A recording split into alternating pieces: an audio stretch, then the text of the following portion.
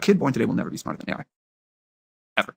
And a kid born today, by the time that kid like kind of understands the way the world works, will just always be used to an incredibly fast rate of things improving and discovering new science. They will never know any other world. It will seem totally natural. It will seem unthinkable and Stone Age like that we used to use computers or phones or any kind of technology that was not way smarter than we were.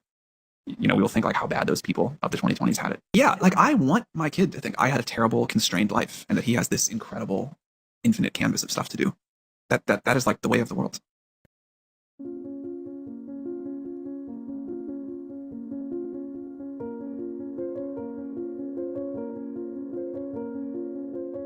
Terrifying animal mouths that'll probably give you nightmares tonight. You're welcome. 1, penguins. Wow, so cute. Until they open their mouths. These spikes covering the roofs of their mouths and their tongues are not actually teeth. They're to aid in swallowing live fish and making sure the live fish don't swim back up through the esophagus. If you thought that was bad, here's number 2. It's a leatherback sea turtle. They have teeth lining the insides of their mouths going all the way down to the esophagus. It's to help with eating jellyfish. Also, they're going extinct because they can't tell the difference between a jellyfish and a garbage bag. So, number 3, sheep's head fish. The sheep's head fish has human-like teeth lining super powerful jaws. And there's different types like California sheep's head and Asian sheep's head. It's so they can chew up oysters, crabs, and even barnacles. Number 4, geese. Not only are geese unnecessarily violent, they have spiky cartilage that look like teeth lining their beaks called tomium. They use these tomium to rip up both vegetation and fresh meat alike. Number 5, lampreys. They don't have jaws, just a circular mouthful of teeth. They latch onto hosts and suck their blood out with these teeth, and they've been doing this for 360 million years. Nature is beautiful. Thank you. Most memorable entity that you haven't talked about yet publicly? One occasion, it was actually a group of entities that really scared me. I was in what appeared to be some kind of, sounds a bit ridiculous, but like a boardroom of sorts, where there were a number of beings sat around like a convocation of some sort. It was impressed upon me that they had control of our reality, and they were discussing or debating whether or not to flick the switch, to switch us off. They decided not to, fortunately, I guess. But I think it was a message in a way, as if to say, we're in control here. You're not the top of the tree when it comes to intelligence. Humans don't even register on the scale of intelligence. You guys remember how they come up with this thing called demon face syndrome? Because so many people were reporting that they were seeing people's faces contort. It's actually pretty scary. The lead singer of My Chemical Romance, Gerard Way, was videotaped on stage singing Helena, when somebody actually got a video of him where his face contorts into a demon face right here. Just watch. Yeah. Now it absolutely goes back to normal, but look at this. His face completely contorts into something else. Now, many people reported this in a Beyonce video as well, along with Lady Gaga and other famous celebrities. Some people say that this is the demon that they summoned to perform because they sold their souls or whatever. But yeah, looking at that, that's obviously not Gerard Way. It looks like this demon syndrome face. What do you think about this? Let me know. And don't forget to like and follow for more. Researchers finally understand the mechanism behind AI psychosis. And we have seen some pretty high-profile cases of people with AI psychosis, including one of the lead investors for OpenAI. The use of AI has resulted in people with no history of mental illness experiencing psychotic breaks. Other users have left their spouses to date their AI, or their AI convinced them to leave their spouse. Others have ended up committed or even jailed after using AI. What we're seeing is something that used to be a very rare mental health condition, folie à deux, or a madness of two. Occasionally, two people who have delusions will feed into each other and they'll both share that delusion. But that is exactly how we treat AI. When you get a new AI, we start feeding it information and it learns how to behave.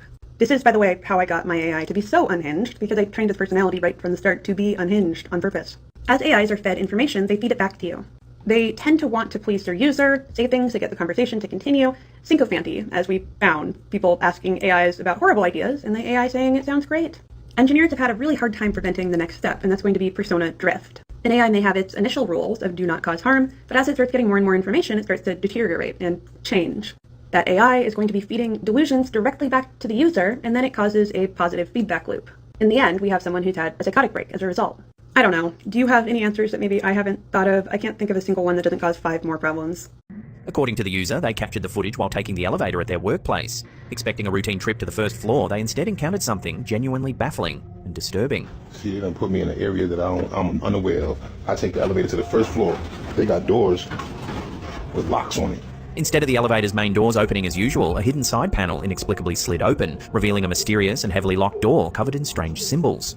In 2007, the Korean AI prototype known as Hani attempted to manifest itself physically, resulting in a hybrid biological amalgam that tried to escape from the servers. These are the only security camera images that captured it before its escape.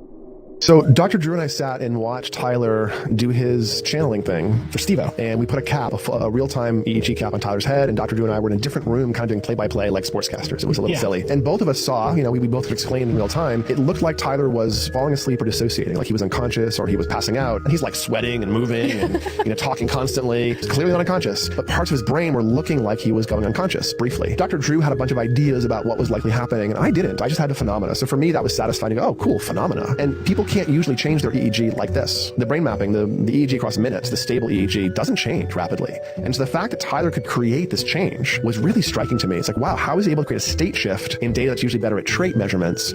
He's doing a very large change in real time to his brain. Thought that was interesting. Dude, I've never seen anything like this besides on the internet. Look at the leaves on this fucking tree. It's not windy. It's doing it over here too. Bro, hold up.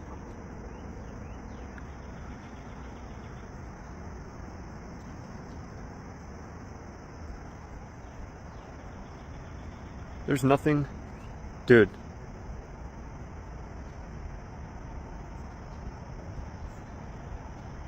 I mean, there's a little wind, but, I mean, look at the rest of the tree. That's like a normal leaf blowing, right? Oh, those are kind of doing it too. Look at these. What is happening here? I mean, this may be lack of proper knowledge. Something. That is the craziest thing I've ever seen in my life. I mean, there's a little breeze, like I said, but there's nothing in this tree. It's not even a big branch. Just a tiny little branch. Bro. Alright. Okay. Hold the fuck up. That is exactly What the fuck? story. That's why I do this, because it's the only way I feel like I can actually do it. What? In honor of the 80th anniversary, these are the most morbid facts about the bombing of Hiroshima. Many people who witnessed the nuclear blast firsthand were blinded instantly. Some were even left with permanent atomic bomb cataracts like this one. When the bomb was dropped, the blast was so powerful that it permanently burned the shadows of objects and people into the ground. A few of these shadows remain imprinted in the Peace of Memorial Museum. The massive destruction of Hiroshima was caused by only a half a gram of matter being converted into energy, about the weight of a butterfly. Some Hiroshima survivors eventually grew black fingernails that looked like this. These fingernails contained active blood vessels and bled profusively when they broke off. If you're a certain distance from a nuclear explosion, you won't die immediately. Instead, you'll get third-degree burns all over your body, and your nerves will be killed so fast that you'll barely even feel it. This happened to a lot of victims in Hiroshima, and when rescuers would grab their arms to help them, their skin would slide off like a glove. The Japanese army had no idea Hiroshima had been bombed until an entire day after it happened. This was because there was no way to communicate with them, since the bomb destroyed all phone lines, telegraph lines, and radio transmitters. They had to literally fly an official out to Hiroshima to find out why they weren't communicating, and he found a city that was completely obliterated. Albert Einstein encouraged President Roosevelt to develop the atomic bomb because he feared the Nazis would make one first. But he deeply regretted this after hearing about the devastation of Hiroshima, and knowing that his discoveries led to the invention of the atomic bomb made him very depressed. Here's a watch found in the Hiroshima rubble that's permanently stopped at 8:15 a.m., the exact time of the bomb's detonation. Godzilla was created as a metaphor for nuclear weapons and was given the appearance of a Hiroshima victim. His atomic breath is meant to symbolize the blasts and devastation of the bombs, and he's covered in keloid scars to depict the brutal body scars of Hiroshima survivors. In fact, those who suffered the most from the bombings were in such horrific condition that people called them ant-walking alligators. According to one account, they were described to be, quote, faceless with their heads transformed into blackened alligator hides with red holes indicating mouths. They had once been human. When the sky exploded, they'd had the misfortune to survive. The alligator people did not scream. Their mouths couldn't form the sounds. The noise they made was worse than screaming. They uttered a continuous murmur like locusts on a midsummer night. One man, staggering on the charred stumps of legs, was carrying a dead baby upside down. None of them survived for long.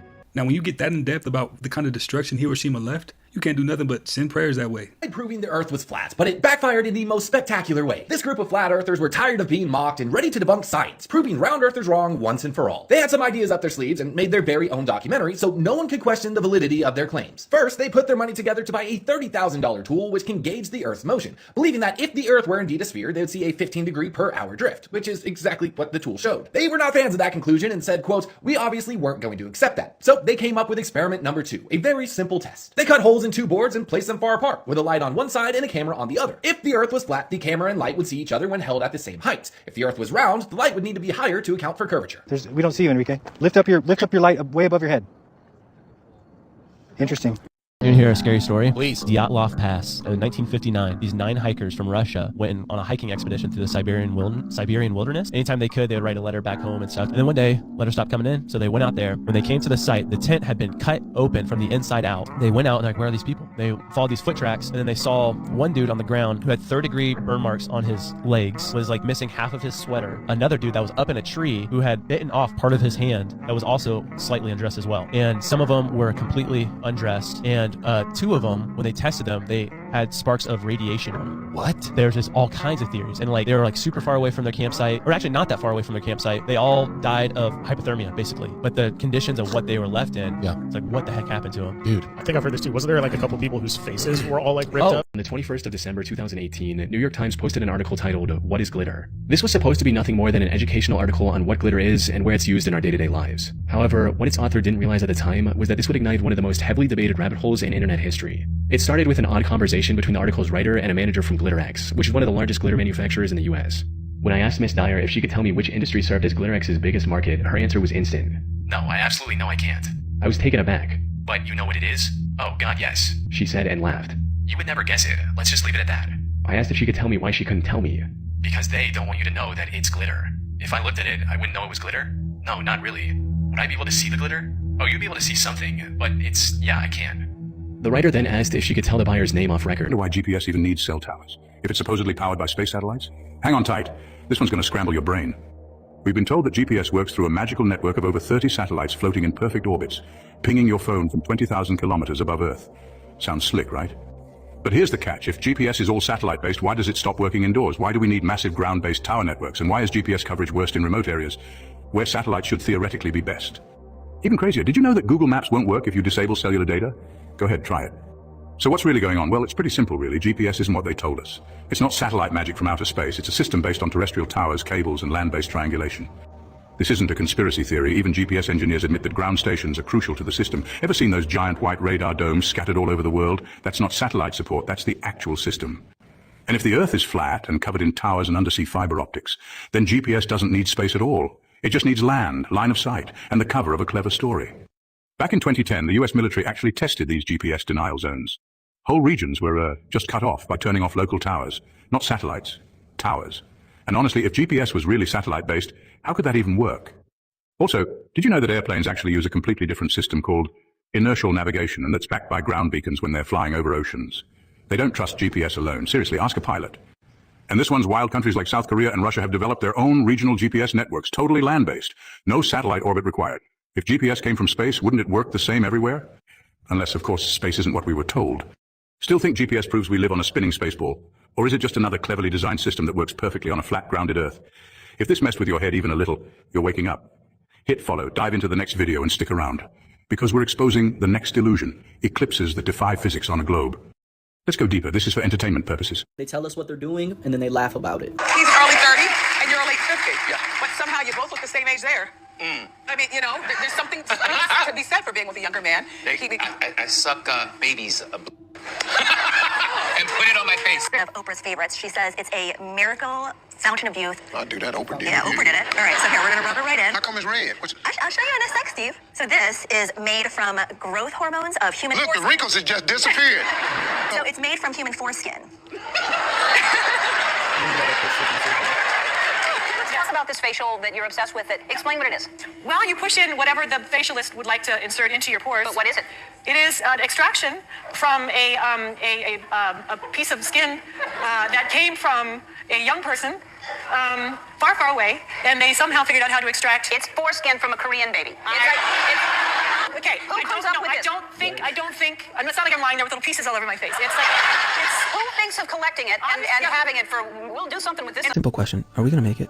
We're overdue for a 12,500-year cycle, and it's interesting that it's happening when all of the other things that are happening in the world right now. The odds statistically are greater that we are living in a simulated, a virtual reality than we are not. But they're showing the underwater images of these massive pyramids and complex road systems that are underwater. We will be able to read the writing on those temple walls. Those temple walls are us from another cycle in our ancient past. The more we wake up, the more we create a sense and we begin to become more self-sufficient. That there's something within us that is so rare and beautiful and sacred and powerful and special that we are worth awakening and preserving.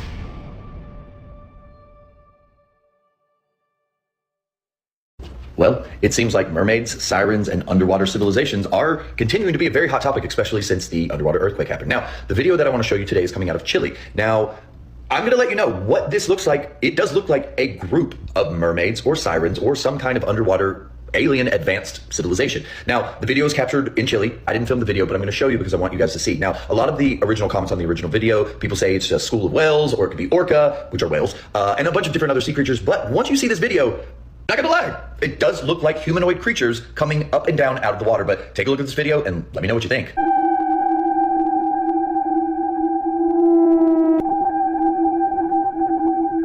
Now, a lot of people are theorizing that the underwater earthquake that went off last week is the reason all of these creatures and mermaids and sirens and aliens are coming to the surface. But what do you think? Do you think they're any of those? Do you think they're mermaids? Do you think they're whales? Let's have this conversation today. I mean, you can't say that it's not real because for all we know, mermaids might start popping up just like UFOs did. The White House looks to establish a presence on the moon. One pressing question is, where would the power come from?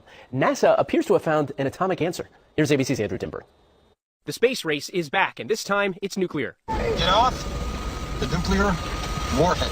But not like that. Acting NASA Administrator Sean Duffy is set to announce the agency is fast-tracking plans to build a nuclear reactor on the moon. Documents obtained by Politico reveal NASA will solicit proposals for a 100-kilowatt nuclear reactor that would launch to the lunar surface by 2030. And we're going back to the moon in order to learn to live, to work, to survive. NASA has made returning to the moon and establishing a lasting human presence there a top priority. Power is key to building bases, supporting crews, and staying long-term. And with 14 days of darkness on the moon each month, solar power won't cut it. So the race is on to be the first to bring power to the moon. The directive warning, if other countries manage to build a reactor first, they could declare a keep-out zone, which would significantly inhibit the United States. China and Russia currently have a joint plan to bring a reactor to the moon by 2035. A senior NASA official saying it is about winning the second space race. The UK is already working on its own lunar reactor, partnering with Rolls-Royce to build a miniaturized system that could support humans on the moon. It's a very small reactor that we can absolutely launch into space, so it's about the size of a car, and it allows us to give continuous energy and electricity. When you've got the sun, you can use solar. But if you want to explore the dark side of the moon and go around the other side, actually you're going to need something else, so the nuclear power allows you to do that. Andrew Dimber, ABC News, New York.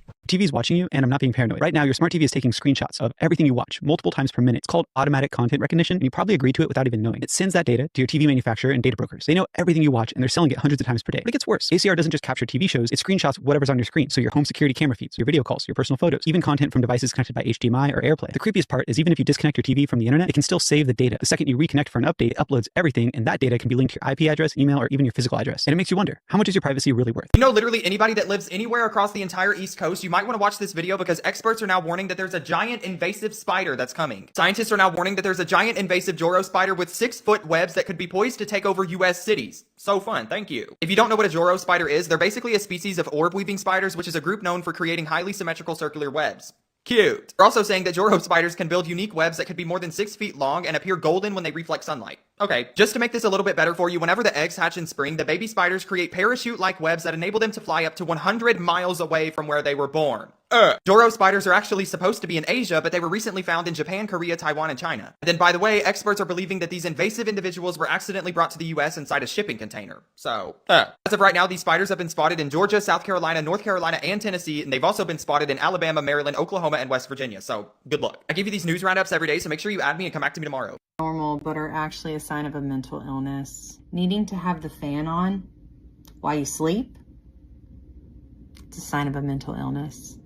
And I didn't start saying I was going to be famous till I was about 13. That's when I started going, I'm going to be famous, I'm going to be famous, I'm going to be famous. How did you know? That's a long story. I had a girlfriend named Sherry who was a clairvoyant, and she could really like read stuff. She could like put her hands on stuff and see stuff with her hands. And it's real stuff. You could put her hand in the newspaper and tell you the stuff in the paper, and you could put money in her hand. She could tell you what the bill was. Really? And she could put her hand in the photo album and tell you who was on the picture. And I would like, since she was my girlfriend, I was like 13, 14. And she told me you're gonna be famous. Really? And she told me, and I was like, yeah, I knew it. And she said, yeah, you are gonna be famous. But yeah, Sherry Bell was the first one that really solidified it because I felt it. And then, you know, I've seen her reading shit with her hands. And then she told me I was like, oh, if she could read, if she could do that shit, she definitely knows I'm gonna be famous. She had some kind of neurological problem, and she was bedridden all of her 20s, and I took care of her.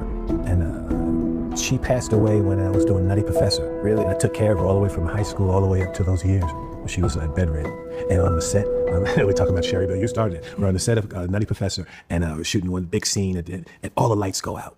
And the whole set is all black. When they said all the power left, we go back to the trailer. Then on the way to the trailer, somebody came and told me, hey, Sherry Bell passed away. Oh, wow. It's like, lights out. Holy shit. Yeah. But now we all off some other creepy shit. Speedy, you had no idea you was going to be doing a new Tyler Henry type show. I had no idea. Thank you for this experience. You're going to pull out your crystal ball and you have a seance. I mean, at 14 years old, I know that must have blew his mind. And you know what I mean? Because you already have, some kind of dreams for yourself. But when you can hear it like that and you witness somebody close to you, do all these miraculous things, it's pretty amazing. People living inside GTA 6 right now.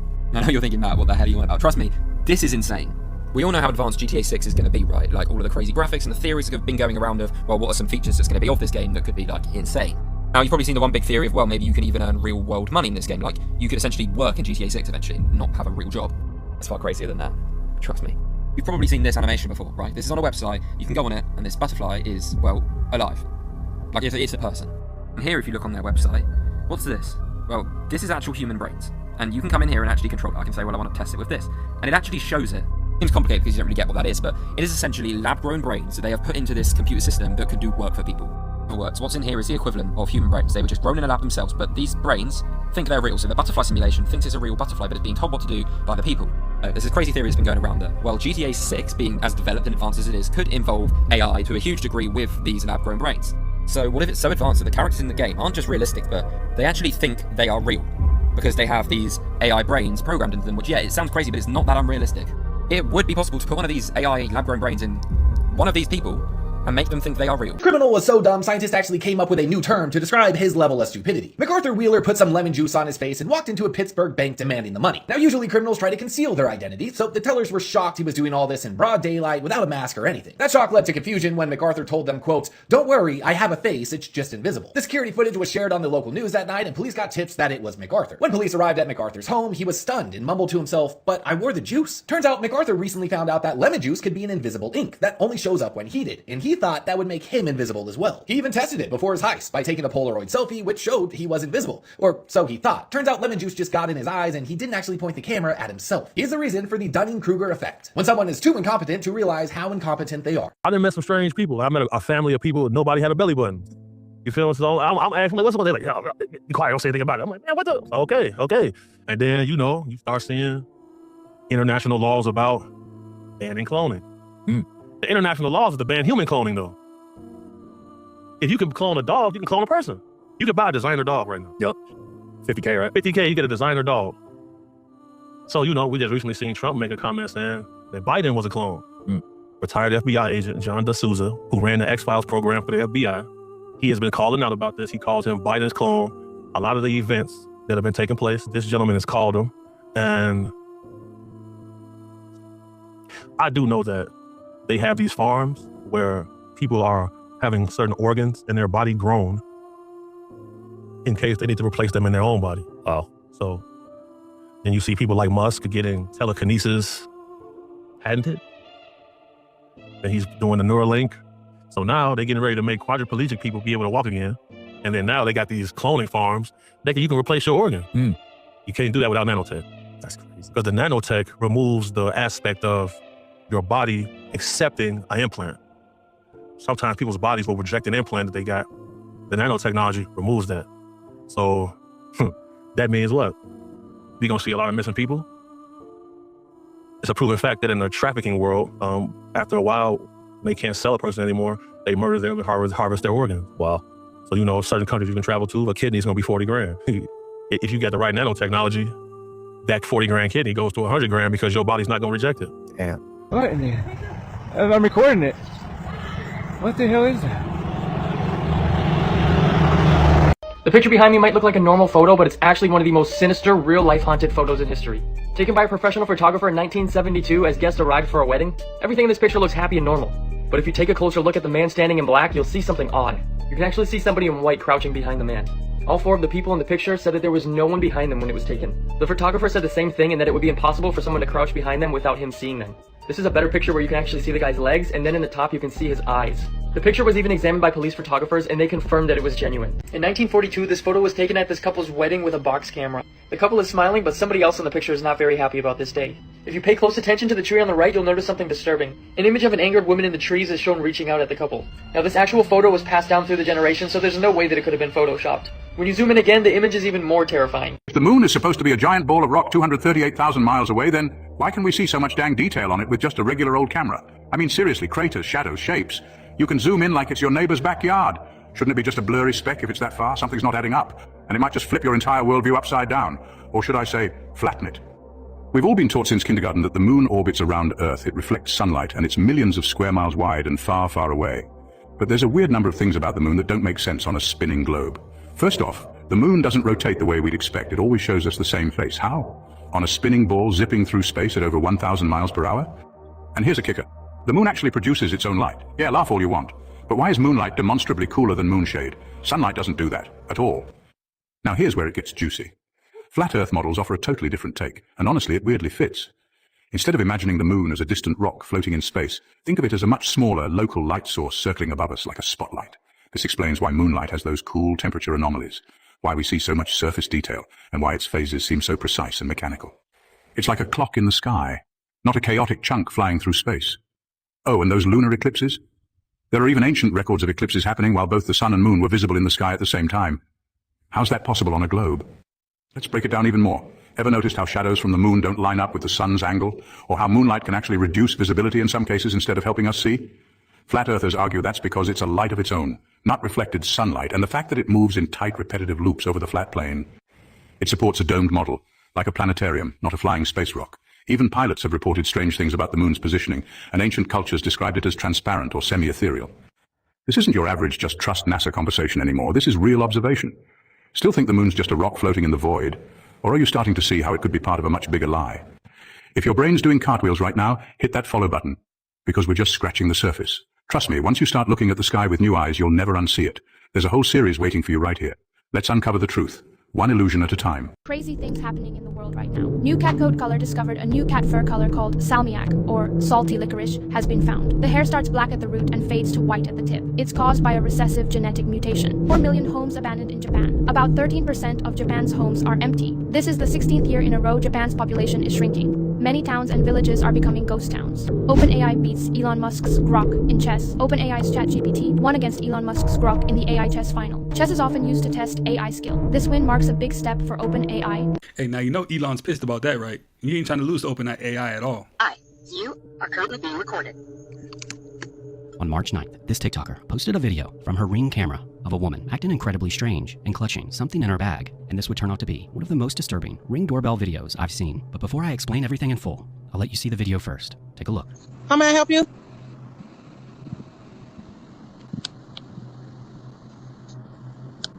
I can't hear you.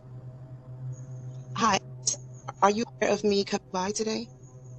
No, who are you?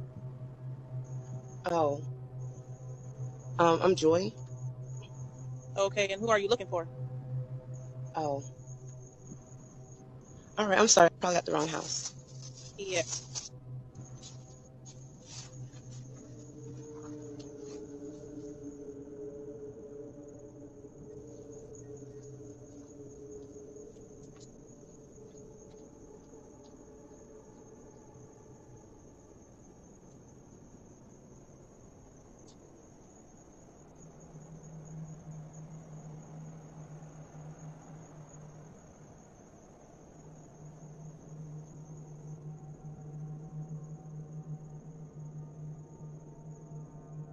As you can see, she's acting incredibly odd and standing in place for long periods of time, and viewers would later discover that this video was of Rhonda Polynice, whom just days later would be caught on body cam during a welfare check for her son, Ramil Peer, who hadn't shown up to school in weeks. And during this encounter, she acted very nonchalant about the whereabouts of her son, until eventually allowing them inside, where unfortunately the police would discover the body of Ramil at the hands of Rhonda during an exorcism, claiming he was possessed. Here's a short clip of that encounter. She's just trying to pull up a picture of her ID and then gonna go inside. So we got at least keys in there. That's what she said. Okay. Rhonda would eventually confess to taking the life of young Ramil, which makes this Ring video even more disturbing, knowing that it was only days earlier. And what many people don't know is that she had a TikTok account, and in it she described her troubles with her ex-boyfriend, as well as her rough upbringing. But this clip I found was one of the more disturbing videos taken from her social media. But let me know, what do you think? How the saying goes, if you want something done correctly, you have to do it yourself.